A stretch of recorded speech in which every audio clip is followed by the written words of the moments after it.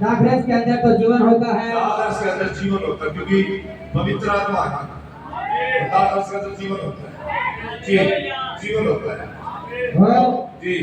दाखरस खास तौर पर होता है तो ऊपर आग होती है। आमीन।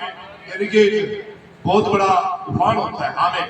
और हो सकता है कि वह थोड़ा सा फैल जाए, थोड़ा फैल भी जाए, चढ़ जाए, बाहर भी फैल जाती है। आमीन। यस, बहुत प्रसिद्ध। आमीन जी। और यदि वह उसी पुरानी मशक में जोर लगाती रहेगी, तो वह पुरानी सूसक व सूखी खाल फट जाएगी, फट जाए, सच है। और वह बिखर जाएगी। अगर आप पुरानी मशक में आरो नई दाखरस को डालो और वो तो उमड़ेगी और उमड़ेगी, वो पुरानी जो मशकी है उसमें सलोट पड़ जाती है और फट जाएगी, नहीं चल पाएगी, क्योंकि मशके भी नहीं चाहिए। अभी कह रहे हैं भाई, फिर मशके भी नहीं चाहिए, कोई नई मशकों में दाखरस भी नया।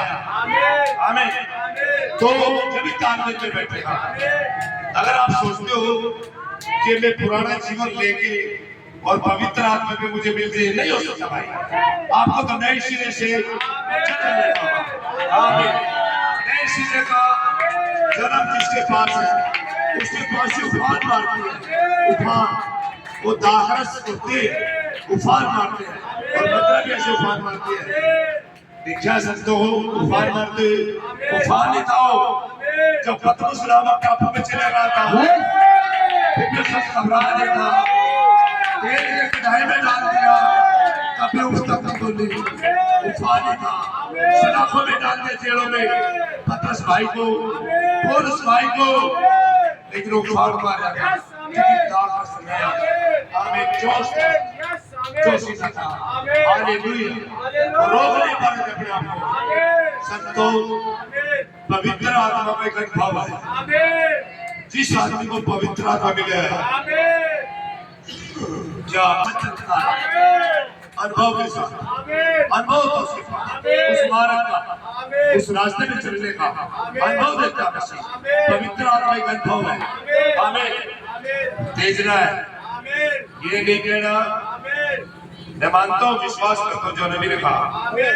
जब मान ले विश्वास करते हो तो आपको पवित्र आत्मा मिल जाता है। आप कई बार सोचते हो अब जी मैं ऐसे बैठा रहूं, ऐसी पवित्र आत्मा तो नहीं है। ये बताइए, एक मनुष्य में शक्तिशाली खुदा पूछते हैं।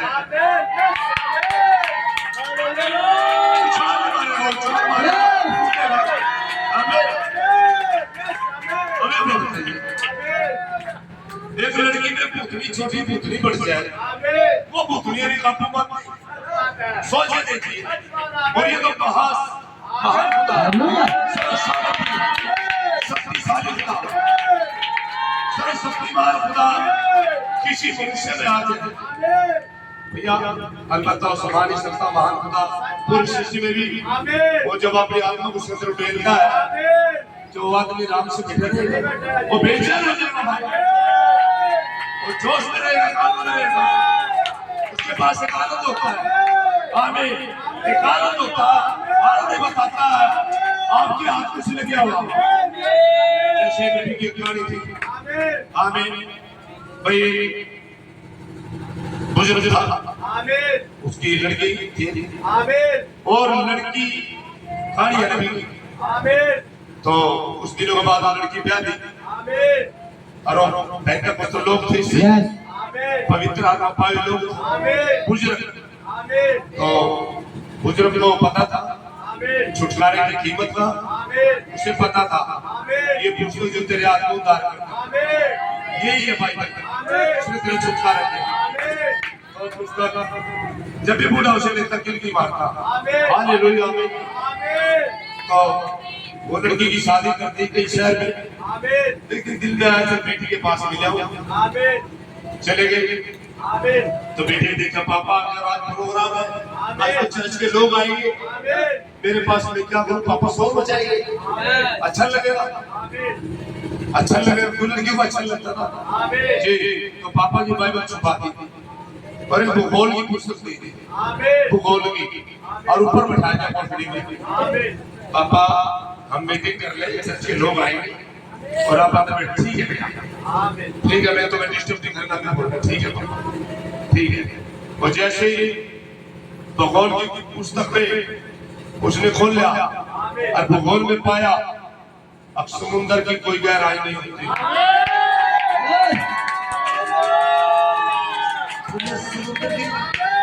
बोले समुद्र की गहराई नहीं होती। खुदा ने तो कहा मेरे पाप भूल बोले और सारा का दफना, यानी कि मेरे पाप को पता ही नहीं कहा है। वाह हालेलुया,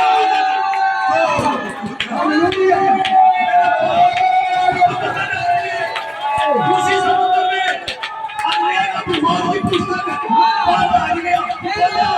बोले मेरे पाप पाप समुद्र में।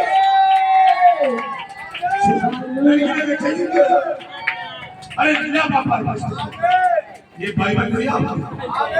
बोले बेटा बाइबल नहीं है, भूगोल में लिखा था। अब समुद्र में लगा और मेरे पाप को दफना दिए, दफना याद नहीं करता वो आनंद से जो मेरे तो भाई बैठ जाए और बस एक विश्वासी के लिए यही है। जब वो आया जैसे कि चल रहा है, जाए तो जाएगा वो विश्वासी अपनी कड़ियों को छोड़, सच में कोई रास्ता नहीं, कोई मारेगा नहीं। गीतों में भी उसी में होती है, इस आदमी को पता लग गया तो बचा हुआ है भाई। और सच में अच्छी गीत है, गाते हैं बच्चे, प्रीति ने भी गाया, दो बच्चों ने गाया, भाई ने भी गाया, भाई ने नया गीत गाया तो बहुत अच्छा लगा, सभी के अच्छा लगा, भाई अमित ने भी गाया, सभी तो जब याद आया हाथ लगाने लगे, जब गए प्रभु चाहे कहा, अरे जो की बातें तेरे सच है।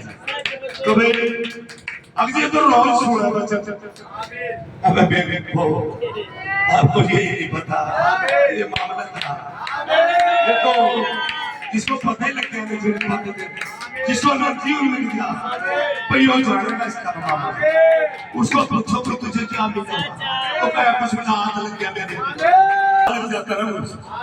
ऐसे ही कलाम ऐसे बातें करता कौन तो भाई पढ़े पवित्र आत्मा तेल और ताकत को दर्शाता है, और जब हृदय में आता है तो भाई नई मशकें चाहिए, पुरानी नहीं, मशकें नहीं होनी चाहिए, नए जन्म का अनुभव हर के पास आवे। ओ हालेलुया भाई, गॉड ब्लेस यू। मैं याद रखियो एक तो दो संदेश लूंगा फटाक से, और बेबी पे भी जा सकता, अंदर भी जा सकता। आवाज आई हाँ कि बेटी खड़ी हो जा, तेरे पाप क्षमा हो गया और तू बाहर जाके दुआ करा दे। ये चीज है। गॉड ब्लेस यू बेटा, बहुत अच्छी लग रही बेटा, लगे बेटा इबादत मैं करूं, और तब वह खाल बर्बाद हो जाती है।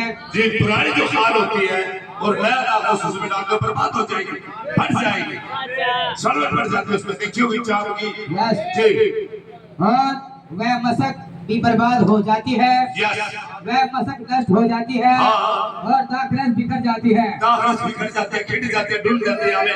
आमीन। ठीक ऐसी ही तस्वीर आज हमारे ठीक सामने है। आमीन। आप अपने पुराने भौतिक गुनगुने औपचारिक झुंड को और अपने ही विचारों में सिमटे हुए आकर खुदा की कार्य योजना को अपने भौतिक और ज्ञान से भरी कार्य योजना के अंदर नहीं अपना सकते हो। जी भाई, अपने विचारों से, अपनी समझ के साथ, अपने नॉलेज के साथ अपने खुदा को अपने अंदर नहीं ले सकते भाई।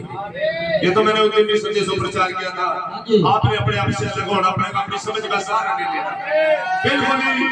आप अपने आप को छोड़ दे और सीधा जैसे वचन करता वचन की लाइन में आ जाए, मत सोचे आप, मत सोच समझे इसका मतलब ये हो क्यों, जो गुनाह करता हो एक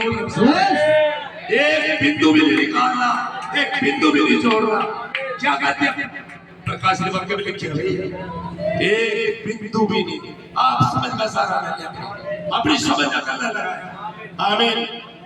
और मैं बता रहा था रैप्चर के बारे में, याद आ जाते हैं मुझे, जैसे नबी के संदेशों में दिखाई दोगे मुझे बोले नाम से तू दुनिया से जारी है। Hallelujah hallelujah hallelujah.